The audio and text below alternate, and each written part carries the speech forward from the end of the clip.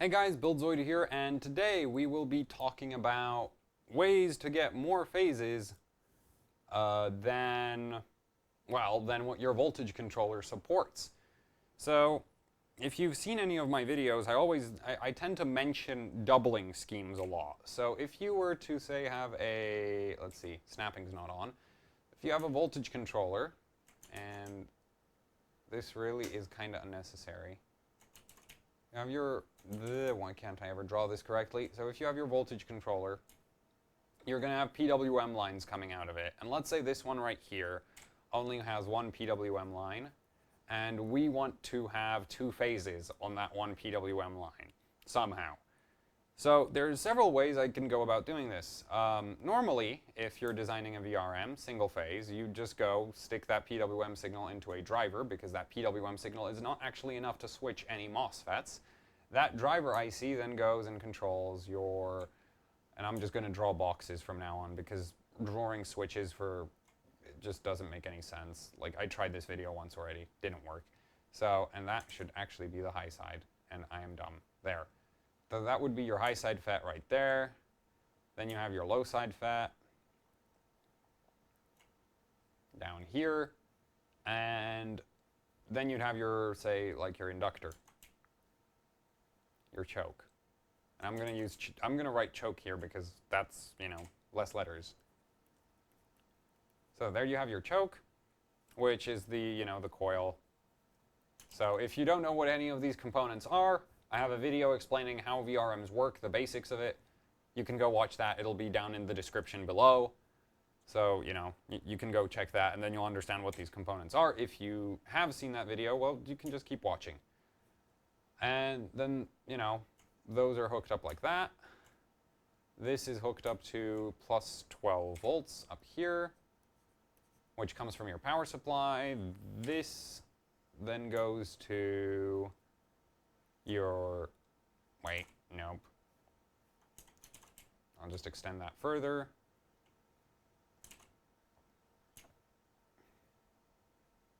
You'll have your load down here, which, yeah, nothing is to scale, of course. So let's say that's a CPU, a really small one. And then you have your choke hooked up to that, and you also will have a capacitor.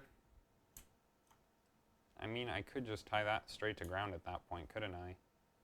Just do this. Boop, that's a nice arrow. Oops. It's not symmetrical. I can't get over that. So then you'd have ground down here. And that would be like your standard single-phase VRM. And it would work very well. And we'll have one capacitor here. Obviously, in a real VRM, you would have way more capacitors, but there. And actually, I marked it wrong. It's supposed to have ground on that side. There. So, yeah. There. And that would be like your standard single-phase VRM. So you'd have your driver here, which controls your two MOSFETs, and you'd have your choke. And this doesn't look very complex. And if you're, a beginner at computer hardware, you don't know any better, the most basic way that most people will check how many phases a motherboard has is just count the number of those things. And that's wrong, because if I'm a really shady motherboard manufacturer, what I can go do is this.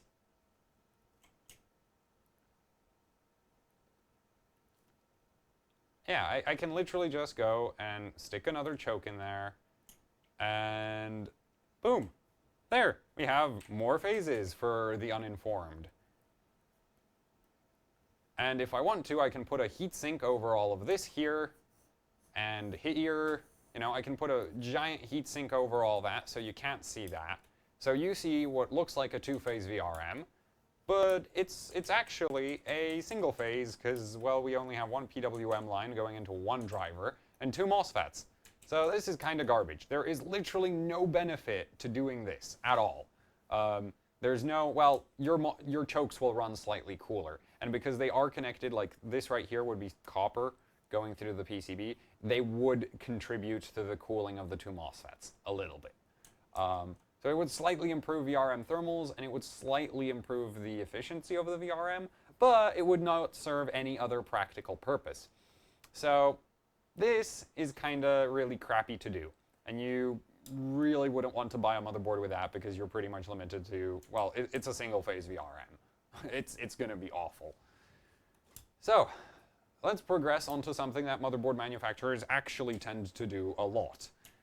Same scenario, we have one PWM signal, and I'm going to have to redraw the whole diagram, and I should have prepped several of these for myself ahead of time, but, you know, I realize that as I start doing the videos, not while I'm thinking about how to do the video. So you'll just have to deal with it, because I'm not paid to do this, or at least not paid enough. This doesn't pay enough for me to do it better. And the point is that you get it anyway. So, again, we'll have our high side MOSFET, except this time we're going to change something a little bit. We're going to take our two PWM, that driver line, and this is going to get awkward. Yeah, see, in PCBs, this works a lot better because you can just draw into different layers, but the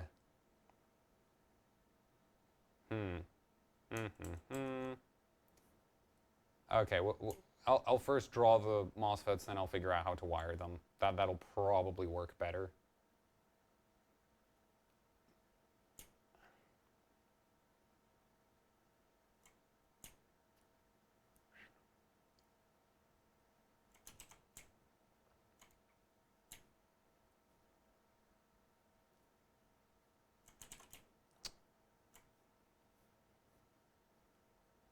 There, and we'll just add more MOSFETs. The cool thing about this is this technically is almost two phases. And the layout is all over the place, but it really doesn't matter for the purposes of this. So that'll be our low side there, high side here, such straight lines, low side. Ugh. I cursed it. There. Low. Yeah, okay, I'll use the snap. And then you can do this. And at this point, we actually have enough components to make two phases. Right? We have our choke here, and our other choke here, and we have two high side FETs and two low side FETs, and still only have one driver IC. So in terms of complexity for the motherboard manufacturer, this is actually pretty cheap because you only have to route one driver line, well, one PWM line here, and you know, you can hook up the driver pretty simply, because up here we have plus 12 volts, and I forgot a few extra lines, so let me quickly add them in. Hop, so you'll have that. And then if we want, we can just go and put the driver line like, boom, one driver there, skip over that, and drive that. And I'm going to run into a problem here, aren't I? Of course I am.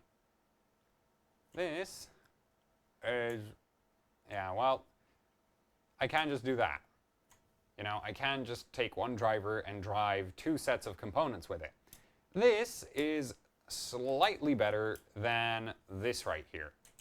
So the benefits this has is, well, now I have the current capabilities of twice as many MOSFETs, improved efficiency, and, you know, better thermals. So you basically get more power,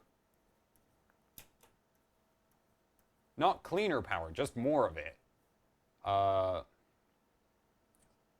Better efficiency,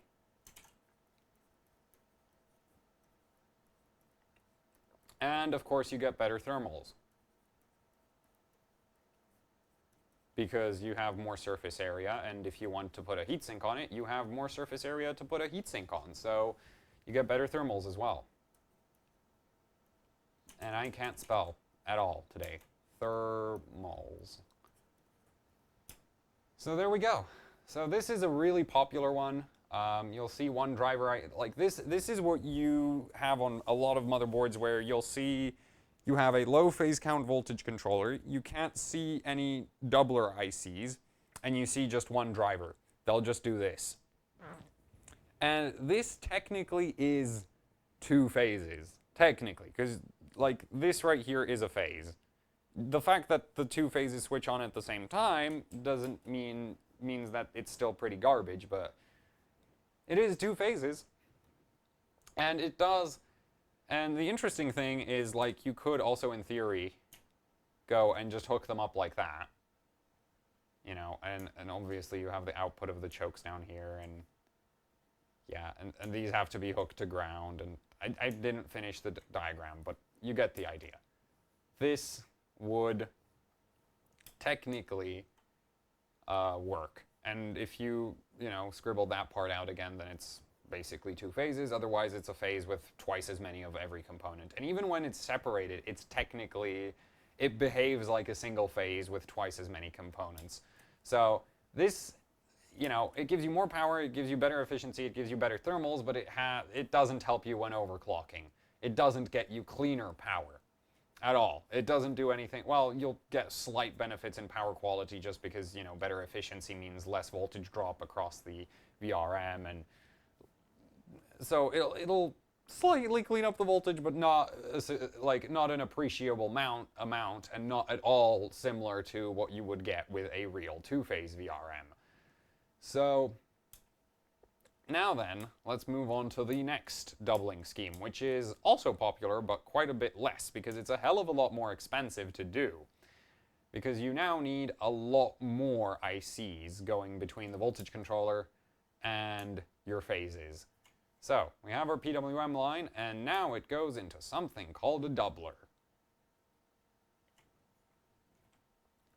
So, doublers double your PWM signals at a cost. They can't just magically make more PWM. So if we have 300 kilohertz coming out here, then what the doubler will spit out will be a fraction of that. And now the VRM drawing is going to get really fun. For me.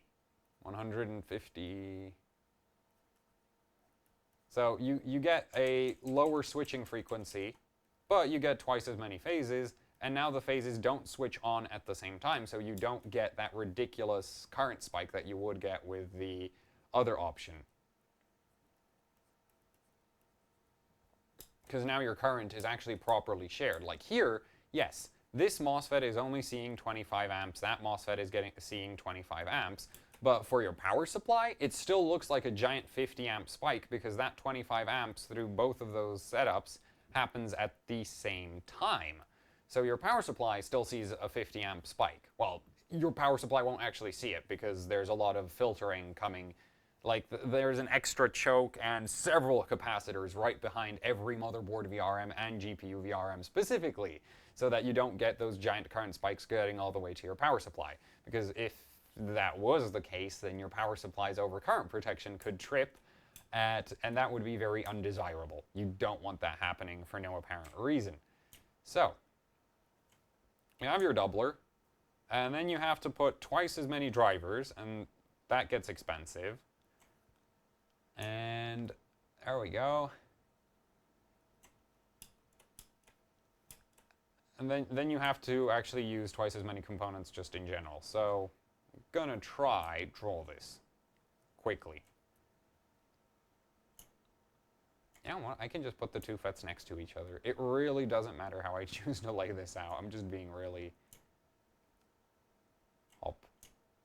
Because here's the thing, I don't like drawing, like, technically speaking, in most data sheets, this is exactly what they will do. Well, they'll just say, okay, the low side FET is pulled to ground, and ground just sort of exists somewhere. And this gets 12 volts from somewhere, you know. There's no unified 12 volt source, but everybody knows it's unified because, yeah, you couldn't have it work otherwise. And choke again. And then that'll hook up. And I'll actually hook the output lines together because I didn't do that for this first one, because technically speaking, those two will be joined and that'll go to your CPU. So, and of course this one will have to control. So this will be your low side here because this one's hooked to ground, this one's hooked to 12 volts. Can I draw a C on this? Well, that's a terrible C, isn't it? It's a C. Deal with it. There we go. Close that one.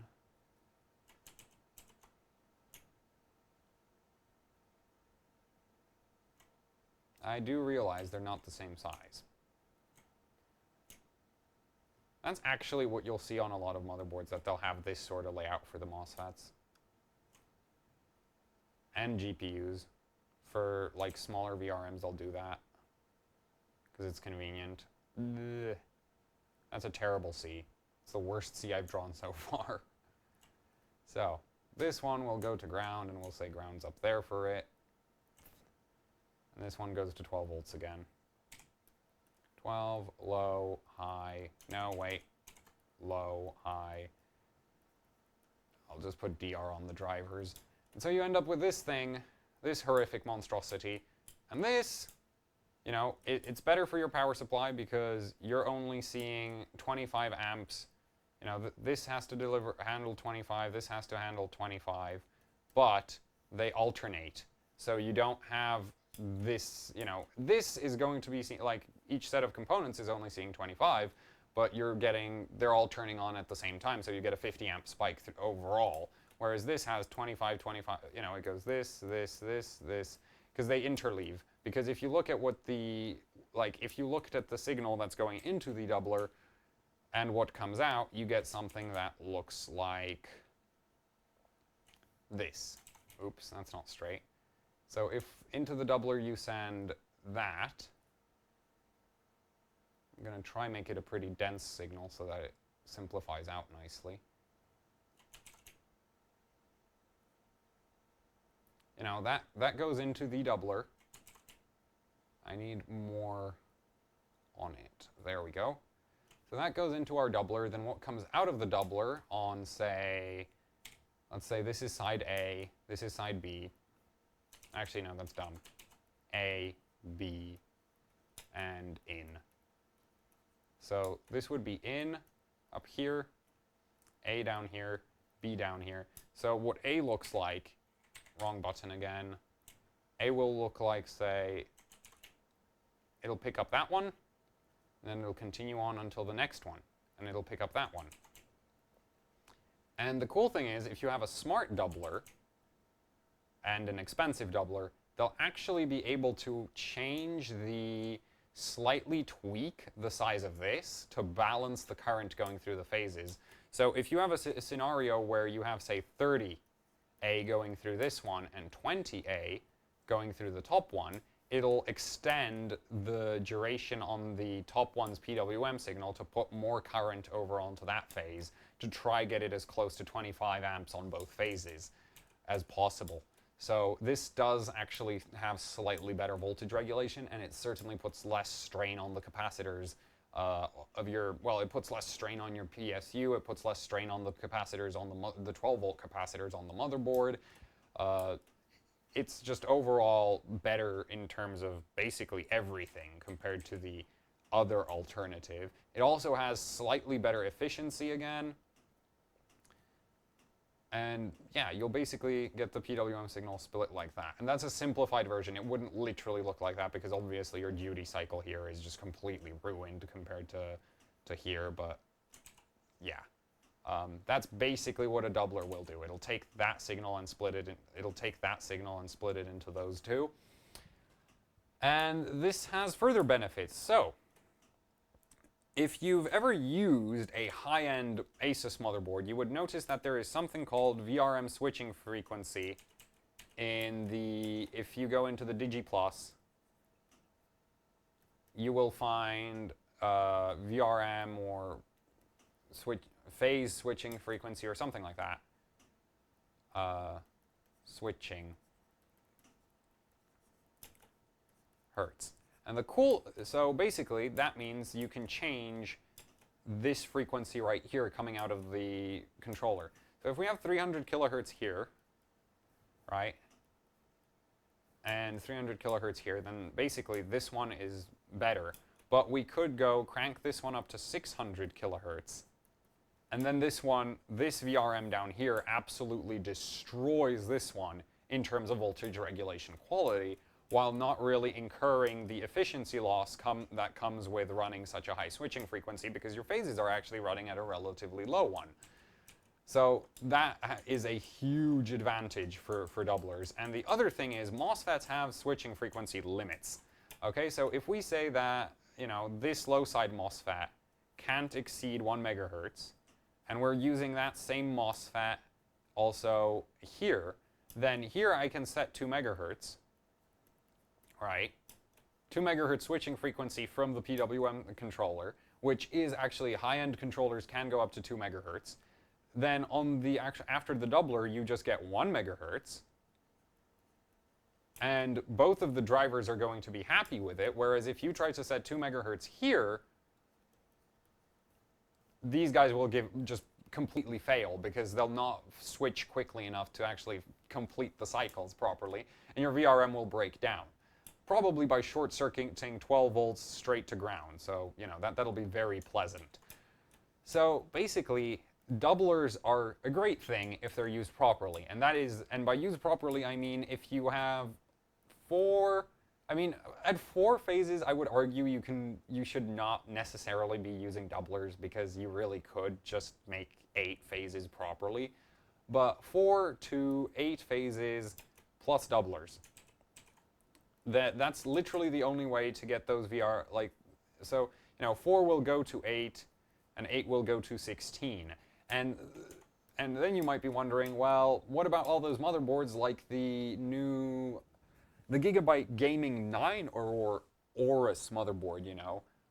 That thing is I think it was like a 22 phase that Gigabyte claims that it is. Actually, let me just Google it quickly.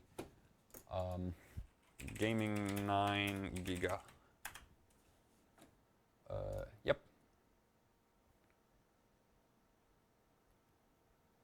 So that thing is advertised as having a 22-phase VRM. And that is actually a massive problem. Yeah, so 22-phase digital power delivery by use of international rectifier components. International rectifier makes some great components, but you can't make 22 phases. Well, not properly anyway. The only way to get 22 phases is either to use, there is a thing above doublers called the quadrupler, which basically does, you know, you would also have C and D down here, and they'd be shifted even further. So this part would be missing here, that part would be missing here, that would be missing, and you would basically get C, which looks like, if you were running a quadrupler, C would pick up that spike there. I missed. There we go. C would pick up that part, and then you'd have this long dead zone, and then D would pick up this part. And that way you could, there we go, sort of got it aligned. And that way you could, you know, that's what a quadrupler will do to your PWM signal. With those, you can go and take a, let's see, M3. You can take a 5 and multiply it by 4 and get, you know, 20 phases. So yeah, but the other alternative is you go 5 times 2 and just do this thing, where you put twice as many phases onto the same number of driver, where you put 2 phases on one driver signal, essentially behaving like a 10 phase. So personally, I don't consider anything not using a doubler or a quadrupler a true phase. If there's 2 phases on the same drive signal, they pretty much don't have any benefit over just like one really big phase. So yeah. The other interesting thing about that 22 phase count is this literally can't be 1 voltage, because it has to be either 20 plus 2, because if you go 22 divided by 2, that gives you 11. You can't buy that. There's no voltage controller on Earth that makes 11. So you either have to start with like an 8 plus 3, and then go times 2, which would be like a 16 plus... Well, actually, no, that wouldn't work. No, it would. Wait, why is it not working? Yeah, so you'd get a 16 plus 6 phase, which is dumb, because on Skylake, this would be V-core. and that would be, and this right here would be iGPU. So that'd be really useless. You're not going to go do that. So your other option is, well, you can't really do 6 plus 4, that's not 11. 6 plus 5, that is 11, but that's dumb. You could go maybe like, you can't do 6 times 4, that's 24. You know, that won't work. So you can't actually run 6 at all, because there's no such thing as a tripler. You have to have multiples of 2. You can either multiply by 2 or you can multiply by 4. That's the only way you can get more, more phase count. You can't make triples. I mean, you could take this design to an extreme and add a third choke and a third set of Mosfets. But, you know, that's horrible. Why would you ever do that? So you can't have a 6 times 4, but they can do a 5 times 4, which is 20, and then do plus 2 phases, true, or do plus 1 times 2 again.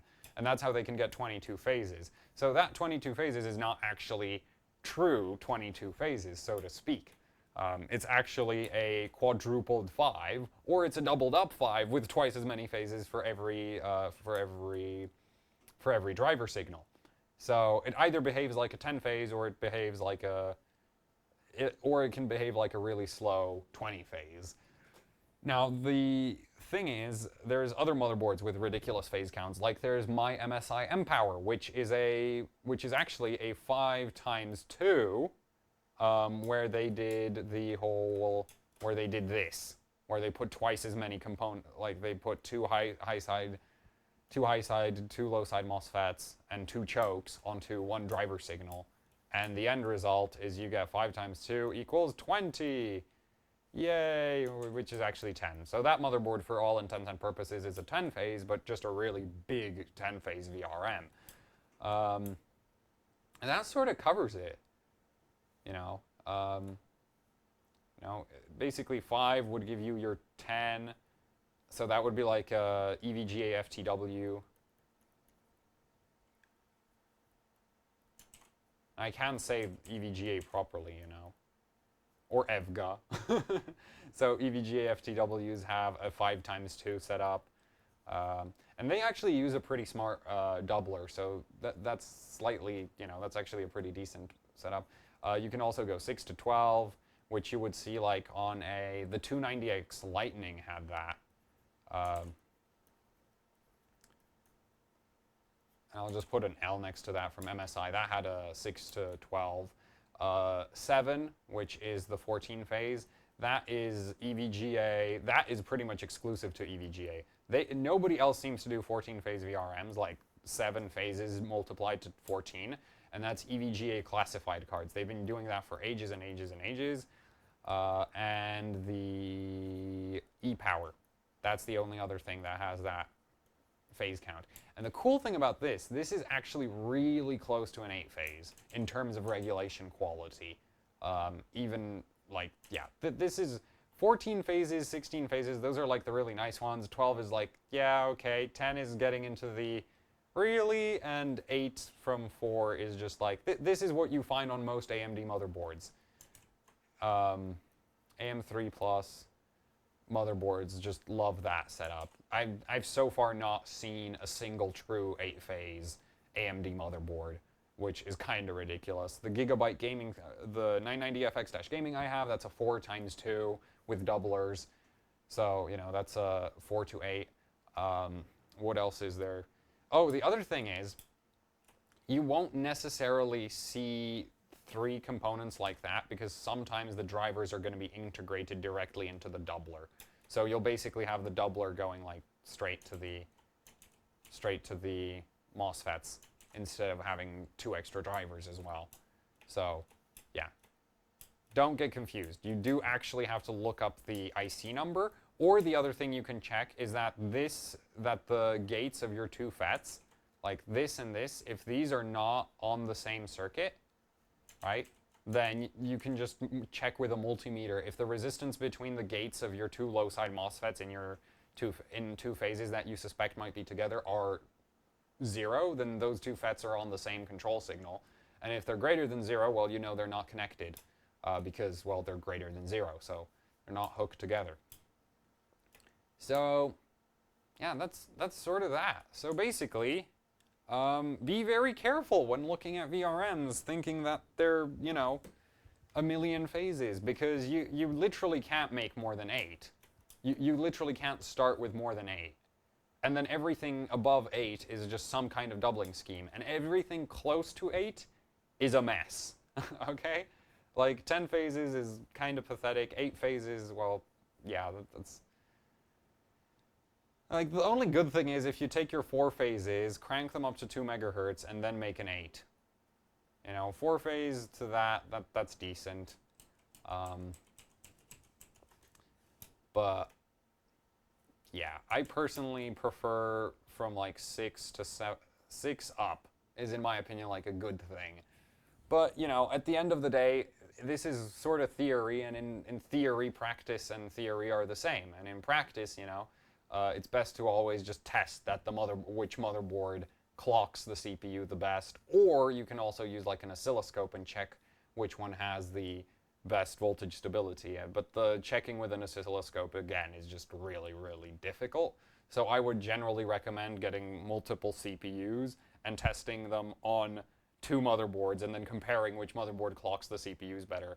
And in a lot of situations on the lower power draw stuff, it doesn't make a difference, which is really awkward, because, you know, to really find where a VRM reaches its limits, you really have to stress it a lot. And for like Skylake, for example, you're never going to do that on some of those VRMs, because they're just way bigger than is necessary for a Skylake CPU, because Skylake CPUs are just really not that power hungry. So it's really hard to make a big, like, to get measurable differences between motherboards. Now, once you put them on LN2, it starts being pretty obvious, because LN2, you know, you can put the you can send the power draw through the roof, and the, you know, the VRMs start separating out better because they get pushed closer to their limits, and you start seeing which ones can and can't deal with big sudden changes in current, which is really what your phase count and switching frequency are about. Higher phase counts have more chances to update to balance the current going through the VRM. So if there's a big change in how much current the CPU wants, the VRM can respond faster if it has more true phases and a higher switching frequency. So, yeah. But again, you can just take a low phase count, crank up the switching frequency, and match a high phase count at a lower switching frequency as well. But high switching frequency generally lowers your efficiency and current handling capability. So there are always trade-offs. Not all of, you know, not any one of these is going to be perfect. Well, actually, there is one that's going to be perfect. Just make a really big 8 phase and put a bunch of capacitors on it. That's always going to be the best. But that tends to be excessively expensive. And a perfect example of that is Gigabyte's Z77X UP7, which had a 32-phase VRM produced by quadrupling an 8-phase voltage controller. And the end result was that the VRM was most of the cost of the motherboard. The upside to that was that the motherboard didn't need any heatsink on the VRM, so that was cool. At all, but that's also true for pretty much any other Skylake and Haswell motherboard, as well as Ivy Bridge, that had a, you know, greater than sort of 6 phases phase count. If you also, you have to assume a not terrible case airflow environment and stuff like that, but yeah. So yeah, that sort of covers everything I wanted to cover in this video, which means now you can go and complain down in the comment section about anything I was wrong about, or about how I failed to explain something, or, you know, you can just ask a random question about anything overclocking related. I might get around to answering it. As the channel is getting bigger and bigger, I am less and less able to answer questions. And I'm still not sure I want to do like a weekly Q&A session like some other channels do, because I don't really know how to go about that. Because I'm really bad at picking questions, because like there's stuff where I either just completely don't know, and then there's stuff where it's just like, oh, this is too easy to answer. So that's for the comments section. There's also a subscribe button. You can go press that. It would really help out if you shared the video, and if you want to help out even more than just, you know, spamming all your friends, family, and even pets with my lovely video, you can, you know, consider checking out the AHOC Patreon and patronizing me, or there is a one-time donation option where you can just send me money over PayPal. So yeah, and that would help, you know, fund things like the LN2, better testing equipment, CPUs to kill, RAM, stuff. Okay, guys, see you next time.